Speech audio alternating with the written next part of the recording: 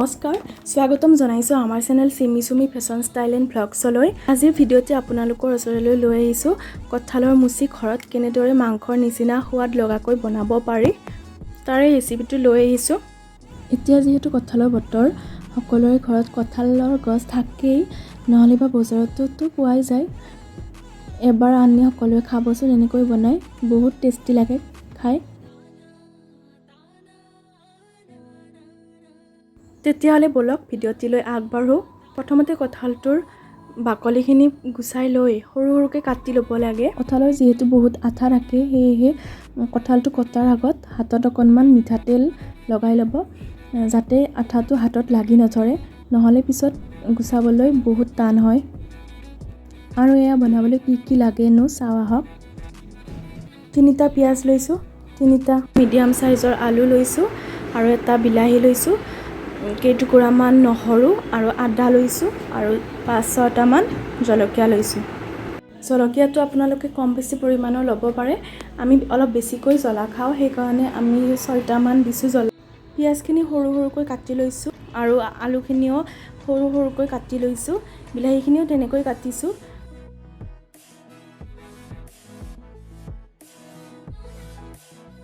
এতিয়া নহৰু আৰু আদাখিনি হাতেৰে পিছি লম যেহেতু কমকৈ আছে সেই কাৰণে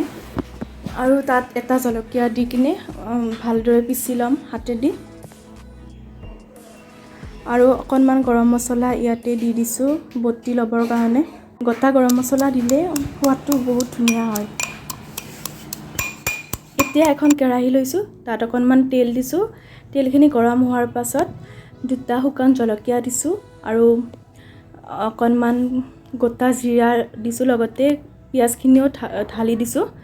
আৰু সেইখিনি ভালদৰে ভাজি লৈ পিয়াজখিনি ৰঙচুৱা হৈ যোৱাৰ পাছত তাত আদা আৰু নহৰু পেষ্টখিনি দি দিলো আৰু সেইখিনি ভাজি আছো অকণমান এতিয়া সেইখিনি ভালকৈ ভজা যোৱাৰ পাছত তাত কাটি থোৱা বিলাহীখিনি দি দিলো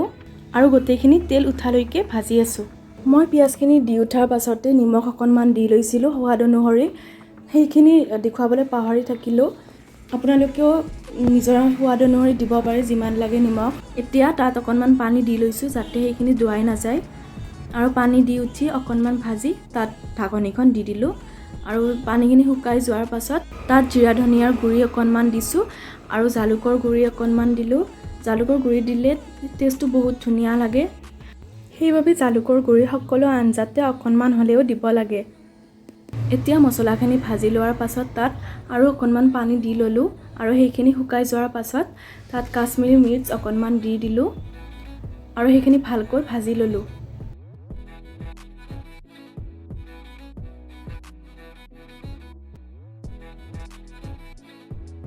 এতিয়া তাত কাটি থোৱা কঁঠালৰ মুচিখিনি দি দিলো আৰু মছলাৰ সৈতে সেইখিনি ভালদৰে ভাজি ললো 5 মিনিটমান ভাজি লোৱাৰ পাছত তাত ঢাকনিখন দি লৈছো আৰু 5 মিনিটমান পাছত ঢাকনিখন গুছাই তাত কাটি থোৱা আলুখিনি দি ললো আৰু সেইখিনি অকণমান ভাজি লৈ তাত আকৌ ঢাকনিখন দি ললো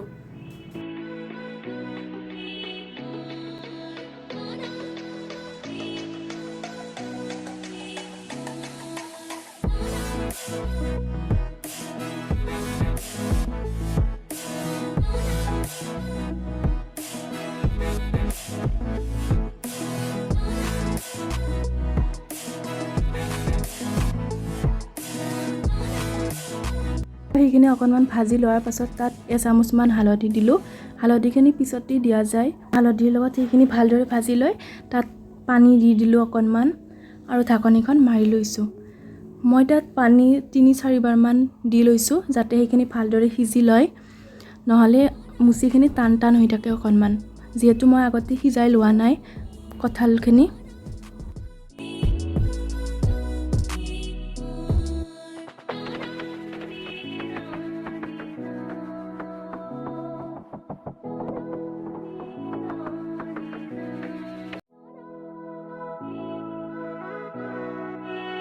তেনেকৈ ভাজি আছো এতিয়া তাত কেঁচা জলকীয়া কেইটা কাটি দি ললো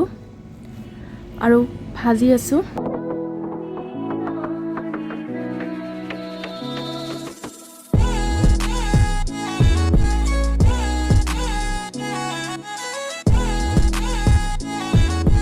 সেইখিনি হোৱাৰ আগে আগে তাত কচুৰি মেথি অকণমান দি দিলোঁ। কচুৰি মেথি দিলে আঞ্জাখনৰ টেষ্টটো বহুত ধুনীয়া আহে। এতিয়া সেইখিনি অকণমান ভাজি লোৱাৰ পাছত তৰকাৰীখন হৈ গ'ল।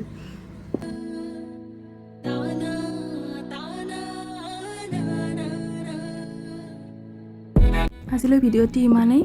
যদি ভাল পাইছা তেতিয়াহ'লে আমাৰ চেনেলটো ছাবস্ক্ৰাইব কৰি দিব আৰু এই ভিডিঅ'টো লাইক, শ্বেয়াৰ আৰু কমেণ্ট কৰি দিব। ধন্যবাদ।